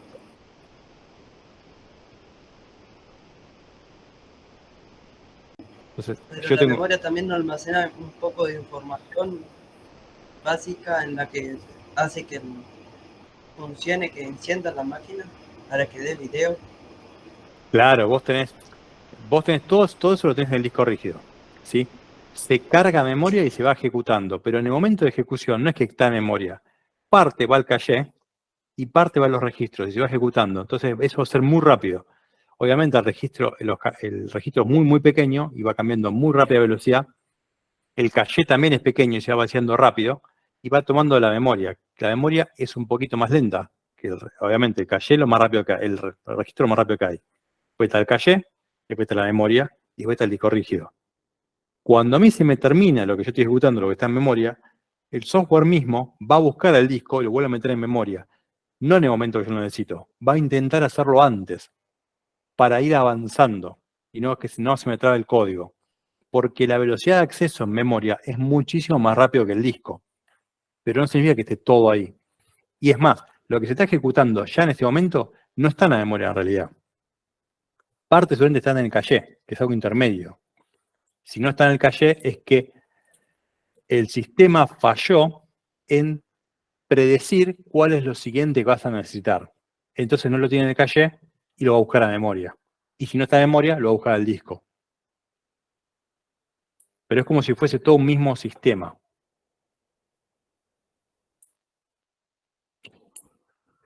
Javi, veo comandos Sí, que se pero usan en el editor de registro. No sé qué ahí estás No escribiendo sé. vos. no, pero ese era un comentario para Javi, güey. Justo veía comandos en la página anterior que puso. Me estaba diciendo que había comandos que yo utilizo con el editor de registros o algo parecido y me tenía la duda que estuviera hablando de eso, por eso pregunté. Ah, no. Esto está ni sistema operativo, ni siquiera esto, todo está en la base para que ustedes después hagan la materia de sistemas operativos. Bueno, los bases, Okay, perfecto. hay distintos tipos de bases, tenemos los de datos, direcciones y de control. Yo voy a tener primero el CPU, la memoria y los de entradas y salidas. Todo va a estar interconectado por estos caminos donde pasa la información, que eso llega a todos. Voy a tener, por ejemplo, el bus de datos, donde voy a transferir información entre el CPU, la memoria y la entrada y salida, y van a tener registros que llaman Memory Buffer Register, que lo tiene el CPU, que eso para mantener la información. No es que yo pongo un 1 y lo tiro. No, eso hay que alguien lo tiene que mantener ahí. Entonces hay un registro que se llama Memory Buffer Register que mantiene esa información en el bus para que no se pierda. La mantiene ahí. Eso se encarga el CPU de mantenerlo. La cantidad de bits es muy importante porque a mayor cantidad de bits, más información puede pasar en forma simultánea. Aparte de eso, tenemos el bus de direccionamiento o direcciones, que está acá. Que el que la escribe es el CPU. Y la memoria y la entrada y salida lo leen solamente. Entonces, el CPU especifica los datos que se van a cargar en ese bus. Esos se almacenan en un registro en el mismo CPU que se llama MAR, Memory Address Register, que ese registro es el que mantiene esa información en el bus, para que no se pierda. Alguien lo tiene que mantener ahí, alguien tiene que mantener que es un 1, alguien tiene que mantener que es un 0. Si no, yo pongo es como si yo pusiera un cable en una pila y lo suelto. Ese cable no tiene más energía, yo tengo que mantener esa energía ahí. El que mantiene esa energía es el registro, o sea, el CPU. Y luego voy a tener lo que son bus de control, que son señales de lectura o escritura de la memoria, señales de reloj y también solicitudes de interrupción. ¿Qué significa esto? Cuando yo ingreso algo en el teclado, el sistema de entrada y salida que está acá le tiene que indicar de alguna manera al CPU y dice, mira, alguien ingresó un dato, léelo. Eso es una interrupción. Interrumpir lo que estás haciendo cuando puedas y fíjate que alguien está tecleando algo. Bueno, y acá accedemos ya a un simulador. Acá tenemos el simulador en línea. Ustedes lo pueden acceder también. Si quieren, después pueden jugar con él. No sé si lo llegan a ver bien. Acá está, ahora en esto es completamente gratuito. Van a tener muestras. Acá estoy viendo lo que es adición, que se suma.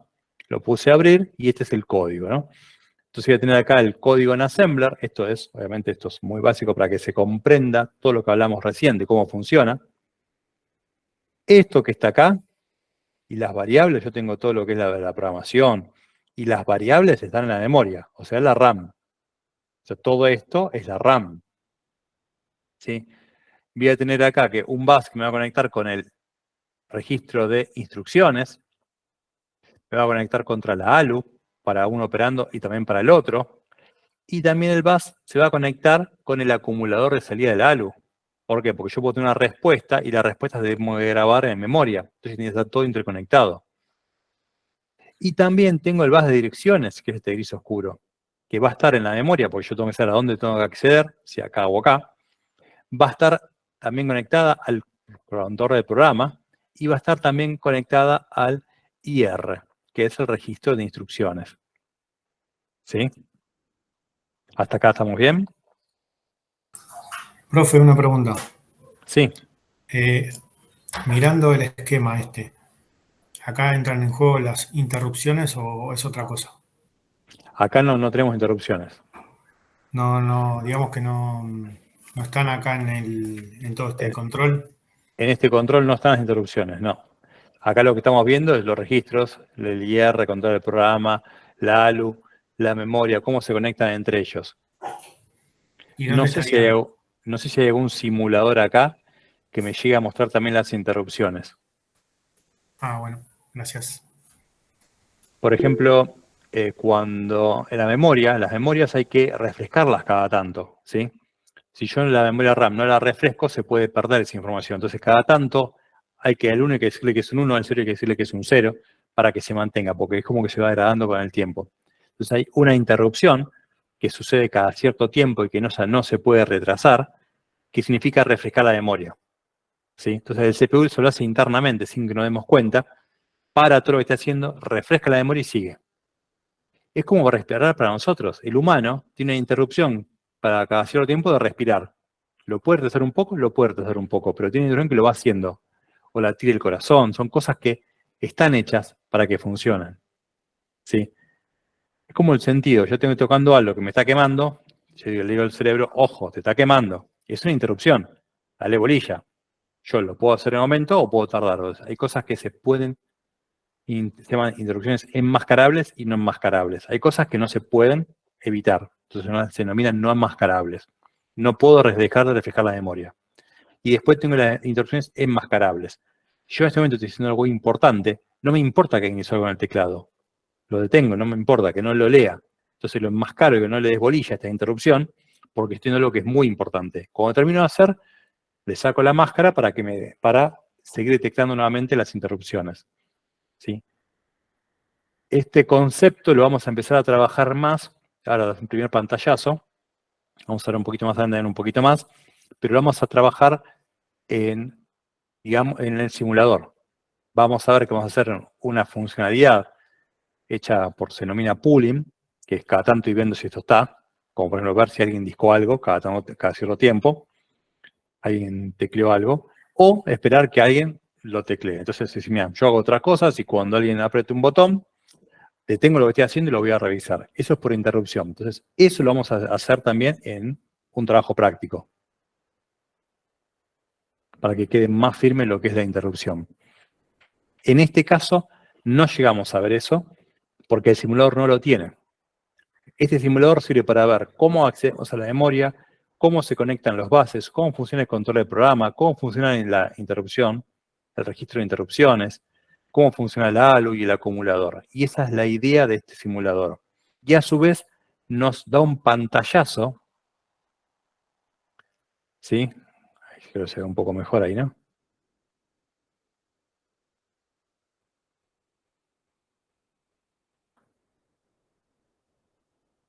Ahí. Un pantallazo de cómo es el assembler. Vamos a darle un poquito más de tiempo. Y acá tenemos esto que está acá, indicando de que se llama NOP, no ejecución. Cuando lo lee, no va a ejecutar. Entonces, acá no tiene que hacer nada. Esto significa cargar X. X vale 2. Esto significa sumar Y, este que está acá. Almacenar en Z, este que está acá. Detener el programa, halt. Esto es una pequeña programación en Assembler y esto es lo que está haciendo. Es X más Y igual a Z. Eso todo, ¿no? Bien básico. Entonces, cuando arrancamos, arranca todo el sistema, el counter de programa, el program counter, está en 0, entonces ejecuta. Le puse individual. Ahí está, ahí paró. Ejecuta el 0, dice no operación, automáticamente el contador de programa se pasó a 1. Vamos a parar esto. ¿Cómo se volvió atrás? Bueno, vamos a refrescar.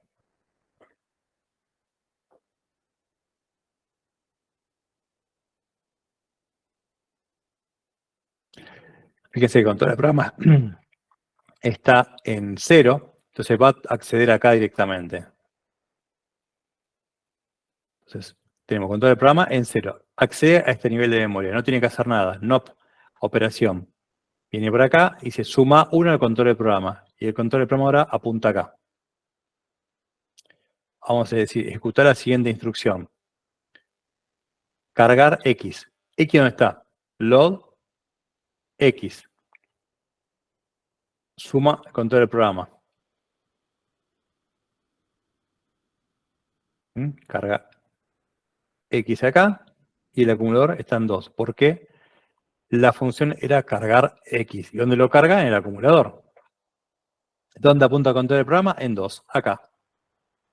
Y ahora decimos suma Y. Y es 2. Está en memoria. Esto es memoria. Entonces, contador del programa en 2. Viene acá.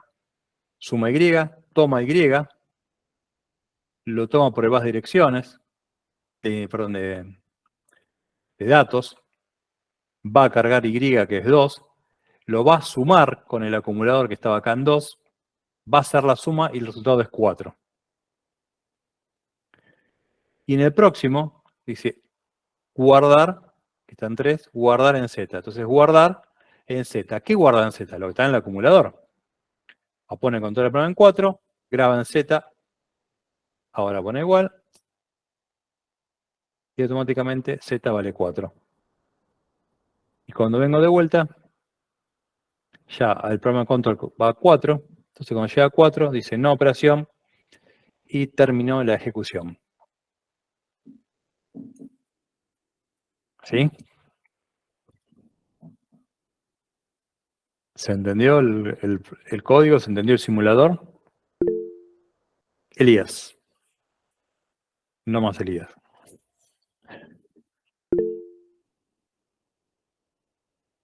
No hay problema. Sí, hagan las consultas que quieran. Levanten el micrófono y hablen directamente. Ya rojito, profe.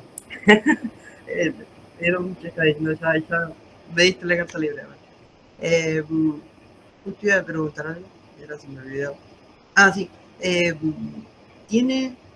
Recién dijo algo de a mayor cantidad de bits. Cuando estamos hablando de un tema recién, me quedó la duda esa. A mayor cantidad de bits, más rápido es. Hasta donde tengo entendido, vienen. Sé que estamos hablando de hardware, y a eso va mi pregunta. Tengo entendido que vienen sistemas operativos por 32 y por 64, a lo mismo que microprocesadores y arquitectura de microprocesador vienen por 32 y por 64, pero por arquitectura por 32 y por 64 es mucho más rápido. Es lo que no entiendo. Primero, los datos. Cuando vos lo tenés, si vos tenés que ejecutar un programa y la cantidad de los 32 bits no te alcanzan para representar un número, lo tenés que hacer dividir y hacer en 2 partes y volver a sumar después. Con 64 lo puedes hacer de una. Cuando hablamos de 32 o 64, estamos hablando del bus de datos. ¿Sí? Cuando yo agregando el bus de datos y quiero poner más memoria, también voy a agrandar el bus de direcciones. Si yo tengo un bus de direcciones más grande, que tengo más bits, entonces voy a poder tener más direccionamiento de memoria, quiere decir memorias más grandes. Entonces yo voy a tener programas más grandes que ejecuten más código de instrucciones. Por ejemplo, el AMD64 tiene un set de instrucciones más amplio que el de Intel 86.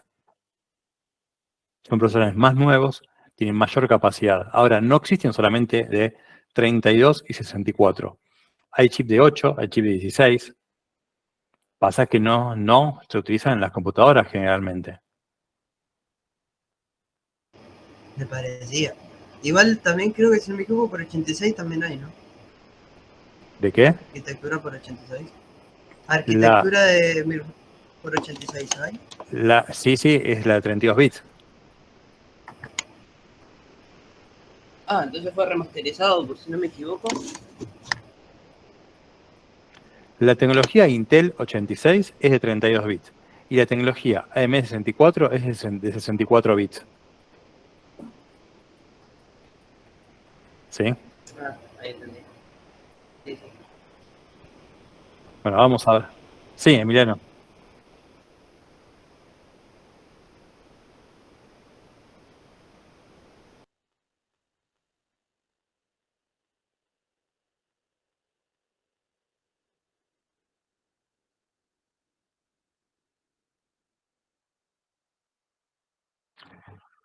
Fíjate que cuando arrancamos, acá vamos a poner acá Program Counter 0, y si yo ejecuto, fíjate lo que va a hacer. ¿Ves? No operación, no tiene nada que ejecutar, entonces pone no operar, pero el control del programa sube en 1. Si no subiese en 1, quedaría siempre trabado acá.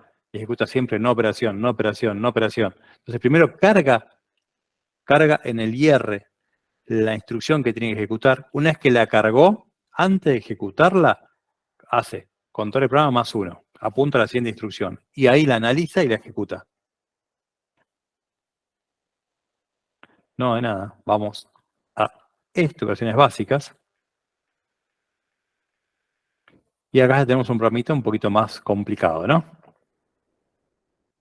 Podríamos arrancar el control del programa en 0, pero ¿qué va a decir? No operación, no operación, no operación, y va a arrancar acá. Entonces directamente lo ponemos que arranque acá y listo, ¿sí?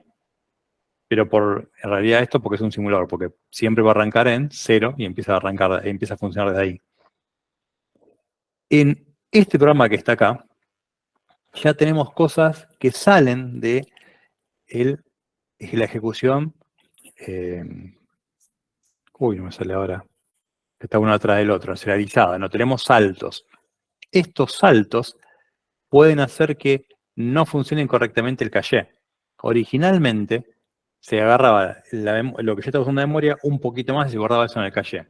Y se dieron cuenta que cuando ejecutaba un programa, a veces no era todo secuencial, saltaba a otros lugares. Entonces el caché no servía para nada, porque lo que está en el caché no servía, porque quería acceder a una parte de memoria que no estaba callada. Entonces empezaron a desarrollar métodos estadísticos dentro de la caché para poder guardar información que estadísticamente va a ser esto. Entonces digo, mira, en el caché de capa 3 voy a guardar esto y esto. Esto es si sigue linealmente y esto es si salta. Entonces guardo los dos. Por eso el caché de la capa 3 es más grande. Dependiendo a cuál salte, lo voy a grabar en caché de capa 2 o capa 1. Pero en capa 3 tengo las dos posibilidades, por ejemplo. Y si analizando el código te determina que es más probable que uno y el otro no es muy poco probable, entonces por lo general va a tomar el que es más probable solamente para tener más callado lo más posible. Estos sistemas estadísticos han mejorado muchísimo y esa mejora hace que el rendimiento del sistema computacional sea mucho mejor que antes. Obviamente esto no fue de la noche a la mañana, los primeros sistemas no funcionaban tan bien, pero se fue mejorando sobre la marcha. Entonces, tenemos este código. En este código en particular, ¿qué tenemos que hacer? Fíjate, el cortón del programa va a 3, viene acá, cargar I. Carga I, control del programa más 1.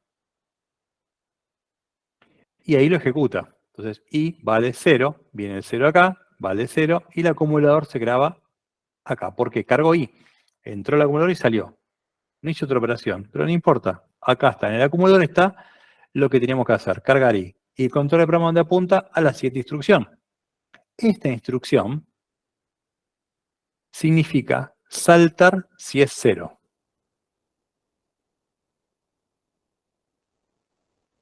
Entonces, carga, jump, a 14, aumenta con todo el programa a 5, ahora apuntamos acá, compara, ¿es 0? es 0. Upa, cambiamos control de programa a 14.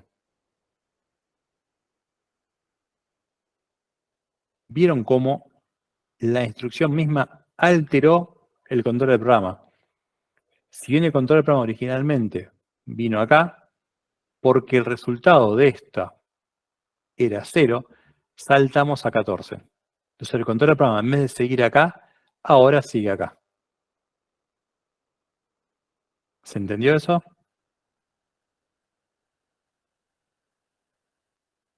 Profe, me repite que justo pasaron y me dijeron.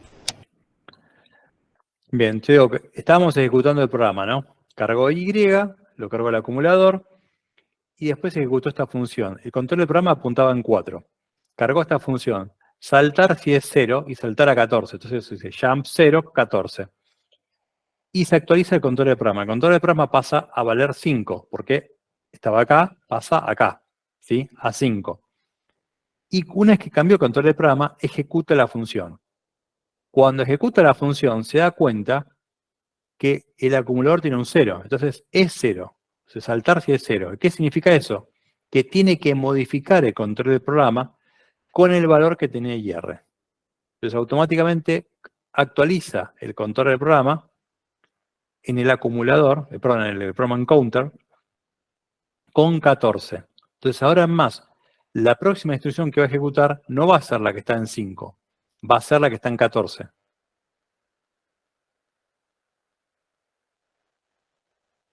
¿Sí? Sigo sin entender por qué no va a ejecutar el 5. Porque el acumulador lo tiene en 0, pero para cargar IR, que no carga IR y luego modifica el 0. En el mismo controlador, pero si no me equivoco ahí. Esta función que está acá dice saltar si es 0. Sí. Entonces, como el acumulador es 0, salta. Es como si fuese una llamada a una función, digamos. Ah, ahí entendí. No existen las funciones acá, ¿eh? Sí, Emiliano.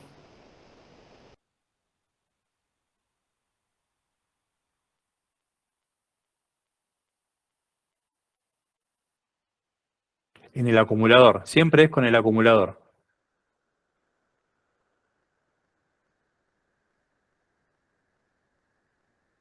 Claro, dice, ¿es 0? ¿Y qué es 0? El acumulador. Entonces, dependiendo de la cuenta anterior, vamos a ver si salta o no salta ahora.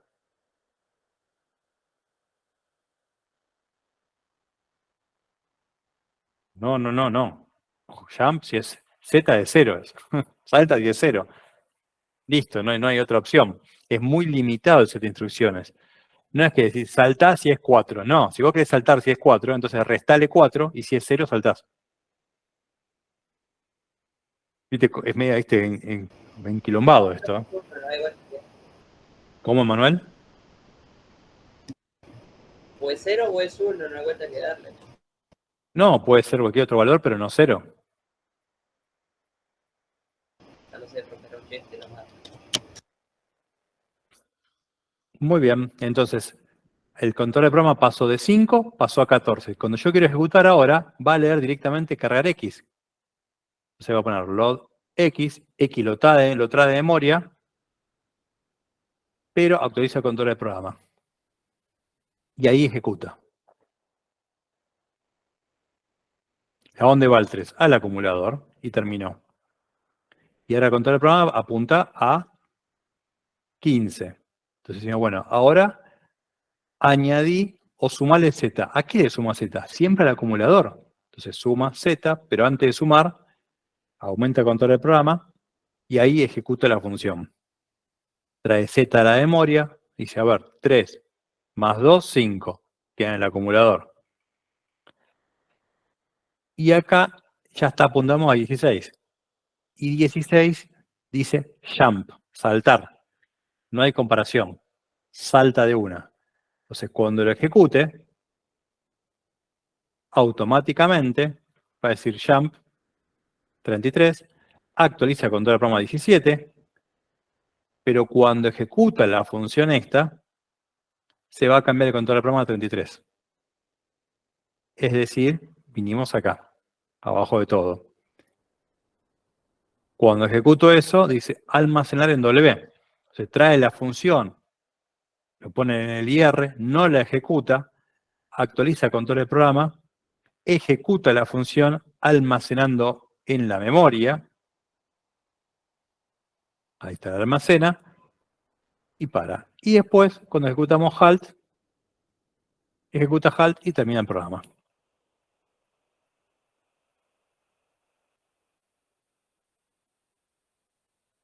¿Sí? Y esa es la resta.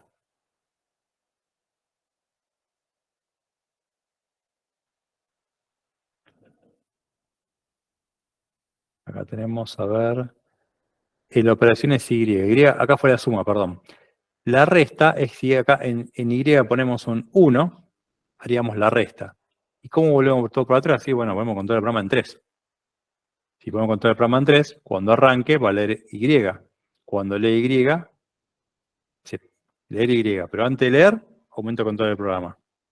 Ahora sí, ejecuto esta función, el A, a ver qué tengo que hacer, traigo Y. Viene acá, lo pone Y y queda en el acumulador. El control del programa viene acá. Y ejecuta. Saltar si es 0. A ver, trae la función, la pone en el IR. Antes de ejecutarla, actualizo control del programa y la ejecuto. A ver, ¿el acumulador es 0? No, no es 0. ¿Qué va a pasar? Nada. Apuntamos de vuelta acá. Dice, bueno, ahora restale 1. ¿Qué es 1 a qué la resta? Al acumulador.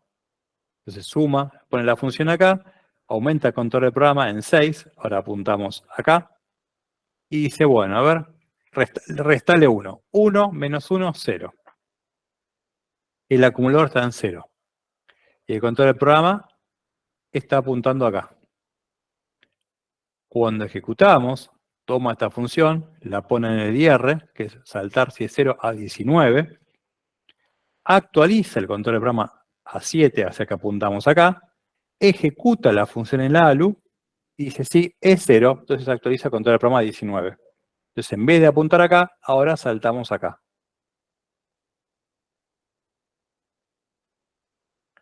¿Y qué es lo que hace esto? Dice, bueno, a ver, estamos acá, traer X. Lo ponemos en el IR, no lo ejecutamos, aumentamos el control del programa en 1, ejecutamos en la ALU, traer X, lo traemos de memoria, venimos acá,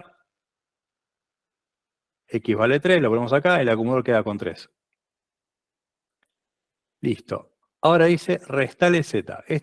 Esta función que está apuntada acá, la pone en el IR, aumenta el control del programa en 1, la ejecuta en la ALU, dice, a ver, traer Z, y que tengo que, restarle Z. Z vale 2, 3 menos 2, 1.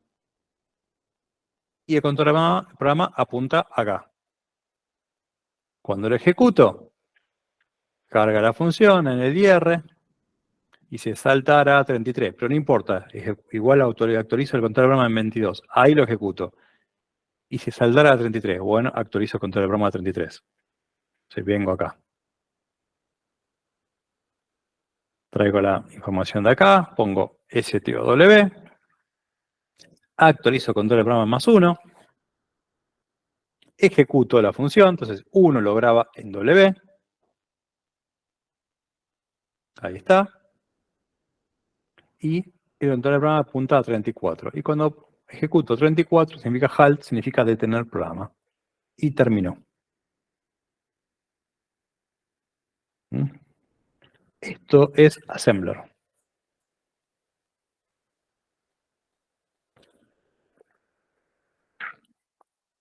¿Qué pasa si yo agrego un comando más acá?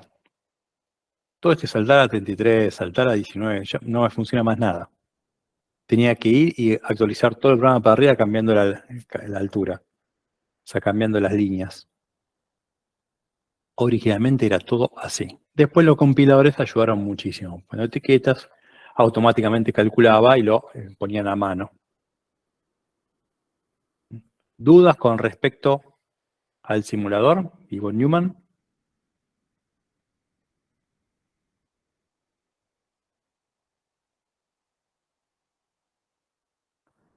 Silencio. Están procesando.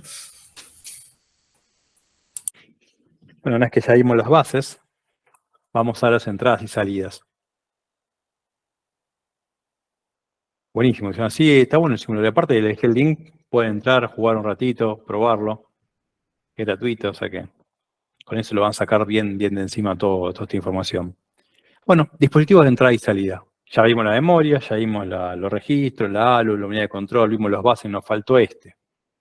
¿Y qué hablamos de los dispositivos de entrada y salida? ¿De qué estamos hablando? Todo lo que enlaza con el usuario. Toda la conexión con el usuario. Porque hasta ahora, todo esto es interno. Bueno, ¿cómo le metemos datos? ¿Cómo sacamos datos?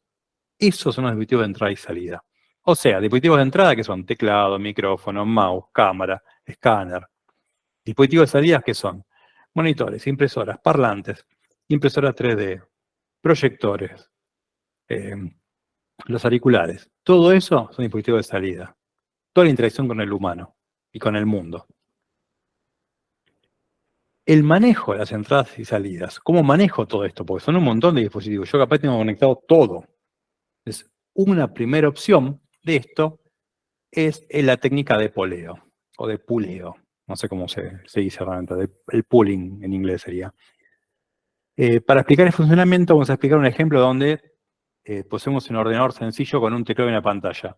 Entonces, el programa deberá hacer un bucle, un loop, esperando por la aparición de un carácter en el bus serial que comunica el ordenador con el teclado. Antiguamente, en las computadoras viejas, las que no eran notebooks, yo tengo un teclado, un cable y la computadora. Ese cable es una comunicación serial. Esa es la comunicación que dice. Yo cuando apretaba con el teclado, viajaba con el cable hasta la computadora. Entonces la computadora está esperando que yo teclee algo. Entonces, ¿qué hago? Un programa que vaya. ¿Tecleaste algo? No. ¿Tecleaste algo? No. ¿Tecleaste algo? No. ¿Tecleaste algo? Sí, genial, lo uso, lo proceso. Entonces, cuando aparece, lo procesa, lo muestra en pantalla, muestra el cursor, lo adelanta, todo, genial. Vuelvo otra vez. ¿Tecleaste algo? ¿Tecleaste algo? Y así una y otra vez. Eso se denomina técnica de poleo. Esto es como tener hambre, pedir una pizza, ¿sí? Y cada 5 minutos abro la puerta si llegó el delivery. A ver, ¿llegó el delivery? No. Voy a devolver. ¿Llegó el delivery? No. Y en algún momento yo abrí la puerta y está el delivery ahí. Listo, ahí pude comer. Llegó mi pizza. Esa es la técnica de puleo. Claro, es la técnica del ansioso. Pero esa es ir cada cierto tiempo prefijado, volver y volver y volver, hasta que en un momento va a estar el pizzero. Se supone, ¿no? Una posible solución es utilizar tiempos muertos para hacer otra tarea. Dice, a ver, voy a revisar, no está listo, voy a hacer otra tarea. Vuelvo, abro la puerta, cierro, no está. Bueno, a ver, voy a hacer un vaso de agua. No vino. A ver, abro la puerta, no vino. Listo, voy a poner la mesa. Pongo 2 platos, no. Voy a abrir la puerta. No vino, cierro la puerta, pongo los vasos y haciendo en los tiempos muertos y haciendo otra tarea. Pero si yo tengo varias funciones que revisar, ¿sí? ¿Por qué? Porque aparte de la pizza, digo, capaz que no me alcanza y me estoy cocinando, no sé, unos huevos, entonces reviso los huevos que están en el fuego, me fijo si está el pizzero, pongo la mesa. Y cada vez que yo tengo una función nueva, se empieza a complejizar cómo voy ordenando todas esas tareas. Entonces yo cada vez que quiero agregar o sacar cosas, se empieza a hacer mucho más complicada esta técnica.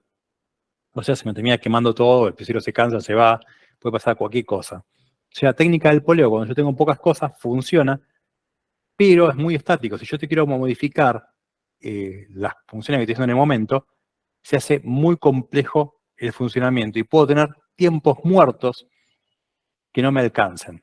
Es decir, yo voy haciendo las tareas y cuando vuelvo se me quemó la comida. ¿Sí?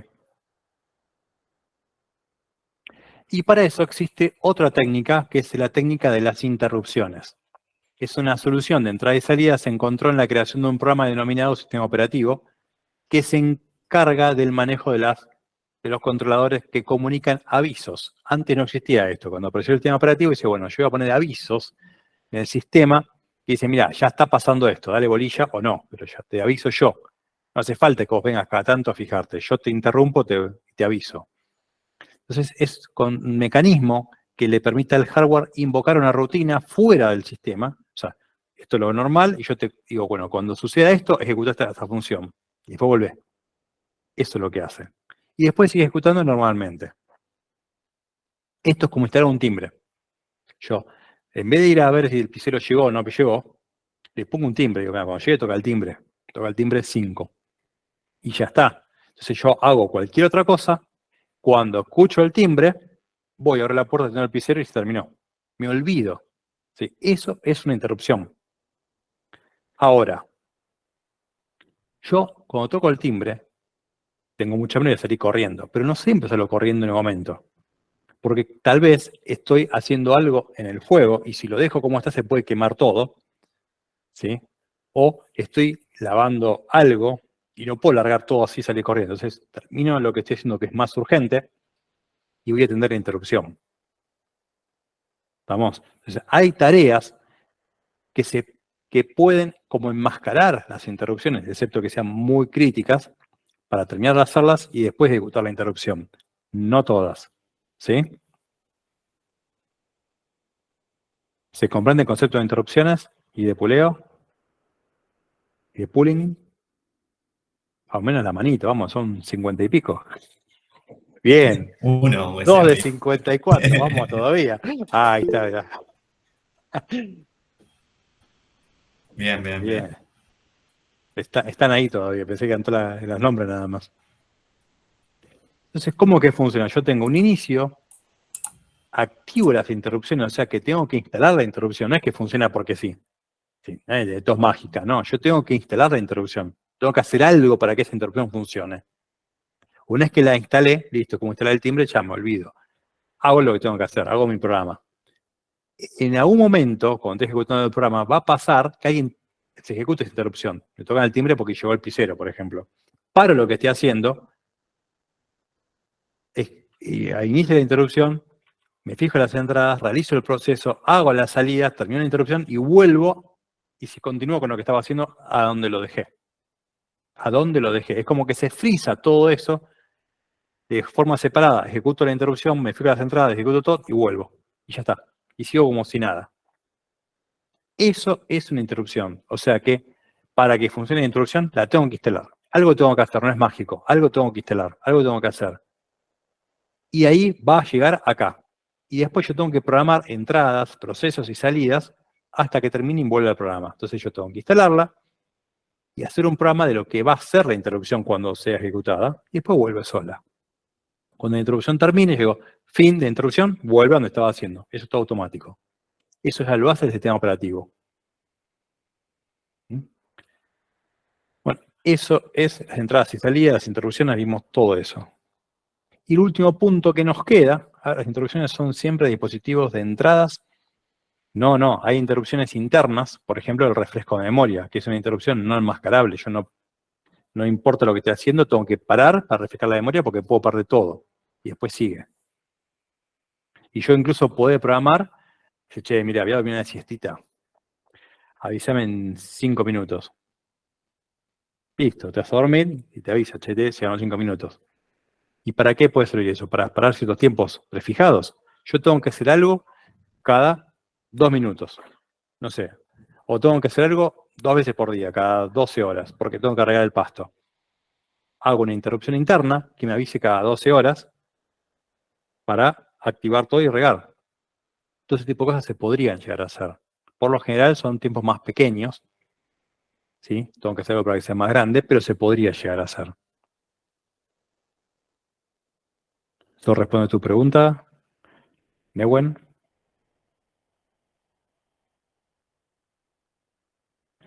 Muy bien. Después tenemos un último puntito, ya terminamos, ya lo dejamos en paz. Microprocesador versus microcontrolador. Parece lo mismo, pero no lo es. Los dos son algo pequeño, ¿no? Microprocesador y microcontrolador. Lo que los define es la última parte. Uno procesa y otro controla. Entonces, un microcontrolador, además de realizar funciones aritmético-lógicas, también tiene entradas y salidas. ¿Un chip de BIOS cuenta con microcontrolador? No Creo. lo sé. Me parece que no. Chip No, de BIOS no. es un... No es un microcontrolador. No puede conectar con otros chips nada más. La diferencia es que los microcontroladores tienen para conectarse contra el mundo, digamos. Y los microprocesadores necesitan sí o sí de otras cosas para conectarse. ¿Sí? Por ejemplo, la computadora tiene un microprocesador. Yo necesito conectarme con el mundo, necesito un teclado, necesito un monitor, necesito algo que en el teclado solo yo no lo puedo enchufar y que entre al microcontrolador, el microprocesador de la computadora. Necesito una interfaz que me comprenda todos esos datos y me lo mande para que el microcontrolador lo maneje. Es como, si no, yo eso no lo entiendo, pásamelo masticado y yo ahí lo trabajo, si no, no. El microcontrolador dice, bueno, a ver, se remanga y sabe qué hay que hacer, y lo hace. ¿Se entiende? Como que sí, bueno, hagámoslo. Pero el microcontrolador tiene menos capacidad de cálculo, menos potencia, menos memoria, pero puede acceder más a los periféricos, más al mundo. Es como que se remanga más y tiene más facilidad para conectarse contra el mundo. Si el microcontrolador son más potentes, más rápidos, tienen más memoria, pero necesitan otras cosas puntuales para funcionar. Entonces, cuando hablamos de microcontroladores, estamos hablando de Arduinos, del PIC, del Atmega, del Microbit, etc. Son varios microcontroladores. Los lavarropas tienen microcontroladores, los autos tienen microcontroladores, todo tiene microcontroladores. Después tenemos los microprocesadores, que tenemos de Intel, AMD y Raspberry Pi, que si bien Raspberry se lo considera un microprocesador, tiene funcionalidades de microcontrolador. Eso está en estos pines que está acá. Estos pines que están acá llaman GPIOs, que llaman General Port Input Output. Es como arañar el mundo de los microcontroladores, pero en sí tiene la capacidad de cómputo de los microprocesadores. ¿Sí? Es como que está en un gris, pero está más del lado de los microprocesadores que de los microcontroladores. Los demás, estos que están acá, son microcontroladores. Están enfocados a la conexión con el mundo y son más limitados. Están más hechos para algo un poco más específico. Cuando yo hago un buen desarrollo de un sistema grande, por ejemplo, de domótica, por lo general yo voy a usar microcontroladores y microprocesadores. Entonces yo tengo los microcontroladores que me controlan las partes chiquitas, esos hablan con el microprocesador trabaja eso y lo puede subir a la nube para procesarlo un poco más. Pero por lo general requiero de las dos cosas. Y si no, hay microcontroladores que son un poquito más avanzados que suben toda la nube y en la nube se ejecutará todo porque prácticamente ellos no pueden hacer mucho más. ¿Se entiende un poquito la diferencia entre uno y otro?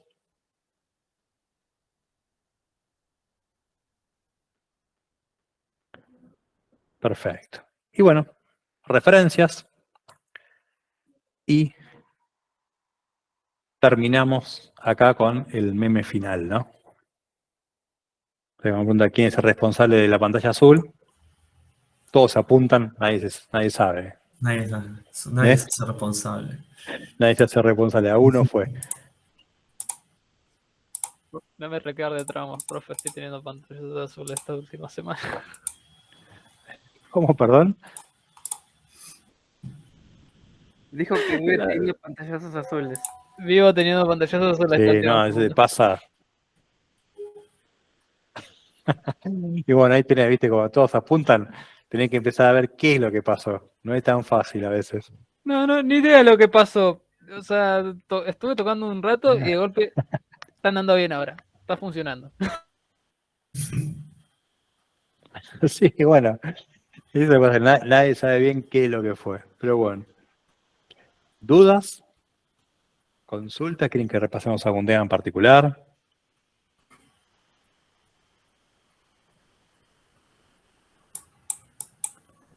Si no hay ninguna, entonces los dejamos tranquilos. Muy buenas noches Descansen. y muy felices Pascuas. Felices Pascuas a todos. Profe, ¿puedo hacer una consulta? Sí. Las que quieras. Después de que quedé media mareada con todo esto. Más o menos, ¿cómo? Ah, esperen, algo que me faltó decirles. Ahí está, porque capaz que esto te puede ayudar. Un segundito, perdón, ya sigo con vos, Laura, No pasa nada. que me acordé de ahora. En el EBEA Me estaba olvidando. En el EBEA, en la unidad 3 que estamos viendo ahora, tienen la presentación que vimos, tienen un material complementario, sí, que habla de la arquitectura de la computadora, de entradas y salidas, de los periféricos, está en el capítulo 1, y tiene unos videos de YouTube que hablan de Von Neumann, que son muy didácticos, ¿sí? Muy didácticos. Entonces, capaz que eso los ayuda a comprender un poco más de lo que vimos hoy. Hablan de los bus como si fuesen colectivos de verdad, que llevan la información de un lado a otro. Parecen pavos, pero la verdad que están buenos porque ejemplifican bien la información. Eso quería decirle, ¿no? Que siempre tienen más información en el EBEA y los videos de YouTube que subo explican de otra manera y son cortitos. Si se encuentran otro que esté bueno también, me avisan. Eso era todo. Perdón, Laura, que te recorté. No pasa nada, profe. La pregunta mía, espere que bajo la tele porque mi nena está con todo lo que...